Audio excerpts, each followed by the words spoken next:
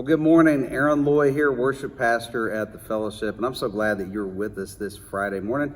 Hey, as we get ready to go into our weekend, I wanted to share a devotional thought with you. It's actually one that I heard a long time ago from my dad, and it's stuck with me over the years, and God has honestly brought it up multiple times over the years to remind me what I needed to know, especially in times of struggle. And so I think it's super important for us this morning. So Luke 15, that's where we're going to be.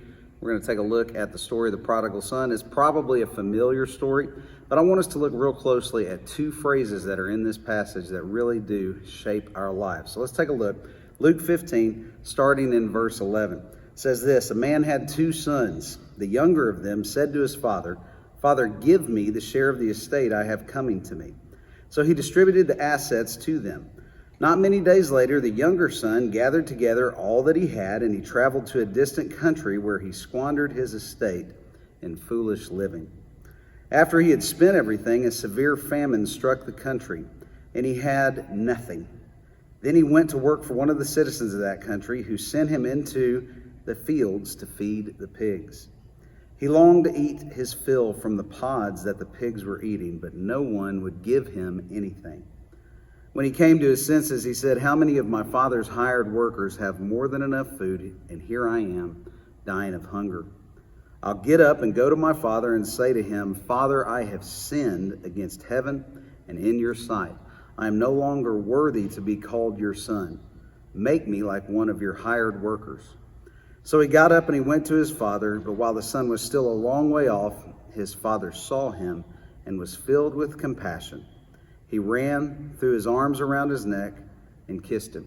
So you're probably familiar with that story, and there's a lot to learn from it, but a couple things I want us to focus on today. There's two phrases that I want to point out that are in this passage that really do shape our lives. And so the first one is there in verse 12, and it's where the younger son says to his father, he says this: "Father, give me the share of the estate I have coming to me." So that phrase, give me, does that define our life? Does that define me today? Does that define you today? So that phrase, give me.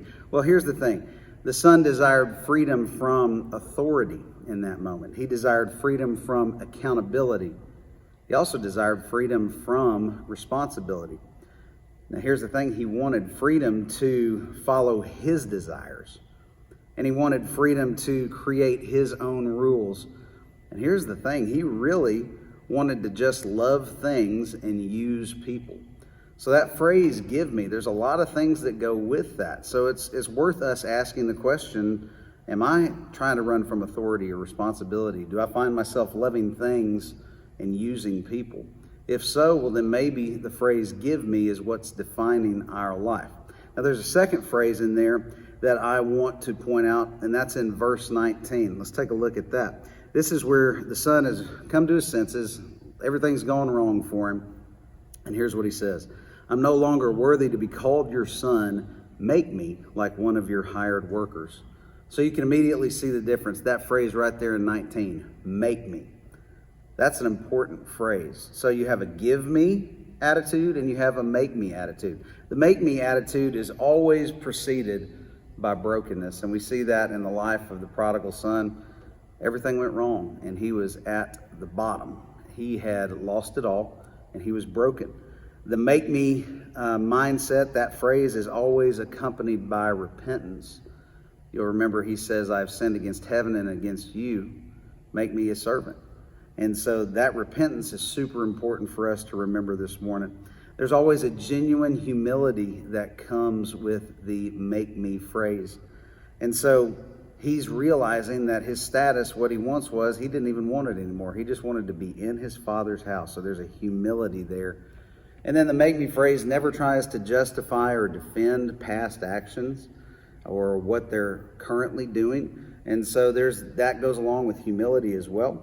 And then here's the thing, the make me phrase that defines a life is always, there's some definable fruit that goes along with it. You're going to see a sure change in attitude and a sure change in actions. And that's exactly what we saw now the prodigal son. He had taken all of his wealth and he had spoiled it and he wasted it, and he had nothing left. And so there was a definable moment where his actions and his attitude changed, where he wanted to come back to the Father. And so here's a couple things I want you to think about this morning. Which one of these phrases describes my real heart towards God? Is it a give me attitude or is it a make me attitude? Which one of these phrases describes my real heart towards my family and friends? Is it a give me attitude or a make me attitude? Am I trying to use people? Do I recognize that? And then the thing about the make me phrase, if you'll notice, the son returns to his original point of departure. And so maybe you can say this morning that you have a give me attitude. I want you to think hard about where that began. Where did that give me attitude begin in your life? And maybe that's exactly where you need to go back to restore your relationship with God. So just a couple thoughts, pretty quick this morning. Do I have a give me attitude or a make me attitude? That's really important. Now we're looking forward to seeing you this weekend for worship. It's going to be 10 o'clock at our Mt Juliet campus or 10:45 at our Two Rivers campus, and we are live and in the room. So if you want to come join us, we would love to worship with you.